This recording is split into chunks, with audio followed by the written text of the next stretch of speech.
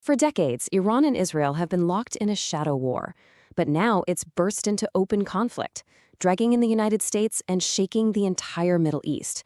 So let's break down how this all happened and where things stand right now. Everything really kicked off on one single day, February 28th, 2026, a date that, well, pretty much changed the region forever.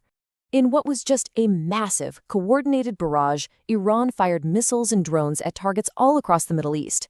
Now, this wasn't one of their proxies. No, this was Iran itself responding directly to a major military operation that had just started a few hours before. So what exactly were they responding to? What happened on February 28th was the moment this long-simmering conflict just exploded into a full-blown regional war. It started with a coordinated U.S.-Israeli operation in Iran, which was met with an immediate, and I mean immediate, and really widespread retaliation. And here was the official word from the White House. As President Trump was making this announcement, you have to picture it. U.S. and Israeli forces were already deep into their attack, and Iranian missiles were already flying. The shadow war was officially over, direct conflict had begun. So how did we even get to this point? To really understand the war of 2026, you gotta go back, way back.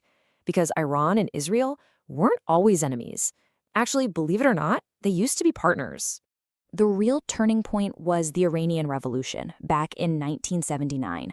It just completely flipped the script, turning these two strategic allies into bitter ideological enemies. That one event really set the stage for, well, everything that came next. So for the next 40-plus years, their rivalry played out, indirectly. Iran would support and arm groups like Hezbollah in Lebanon, and Israel would carry out strikes against those groups and Iranian assets, especially in places like Syria. It was this deadly, undeclared war fought completely through other players. But in the years just before 2026, that whole proxy conflict started to boil over. The shadows began to pull back, and the two countries found themselves on a direct collision course. Let's look at the final steps that led to the war. You can almost see the rhythm here, can't you? In June 2025, you have this short, sharp war, then a quick ceasefire. Then, in early 2026, there's this last-ditch diplomatic push. You even get reports of significant progress, which gives everyone a little bit of hope. But just 2 days after the talks fall apart, boom, all-out war. Okay, so now let's get into the war itself.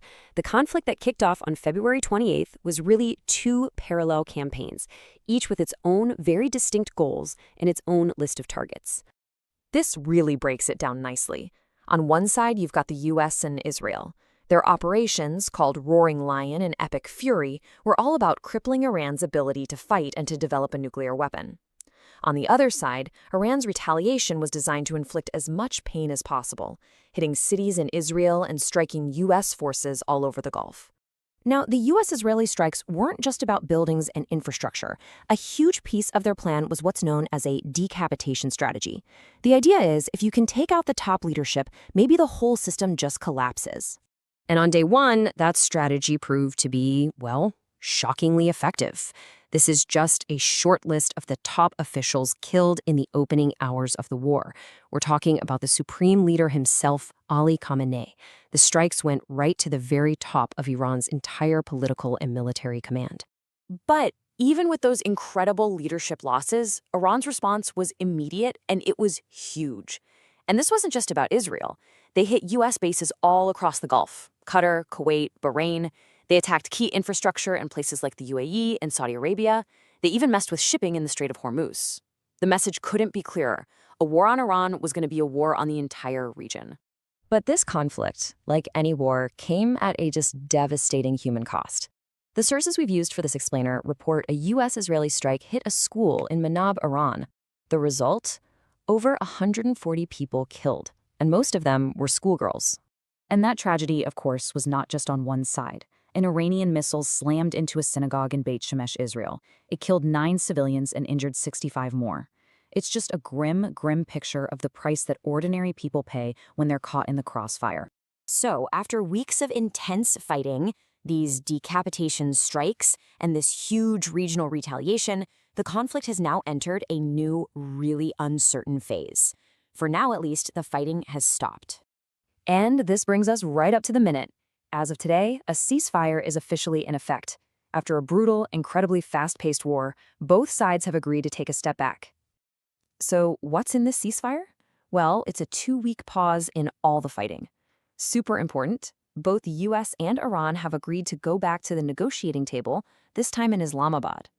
And Iran has also agreed to help secure that vital shipping lane, the Strait of Hormuz, which is a big deal for the global economy.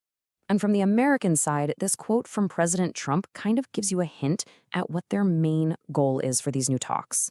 The focus is still squarely on Iran's nuclear program, which was really at the heart of all the tensions that led to this war in the first place. And that's where things stand today. The bombs have stopped falling and the diplomats are getting ready to talk. But none of the fundamental issues that drove this whole conflict have been solved. So the huge question we're all left with is this: are we seeing the first real steps toward a lasting peace? Or is this just a pause for both sides to rearm and reload? Only time is going to tell.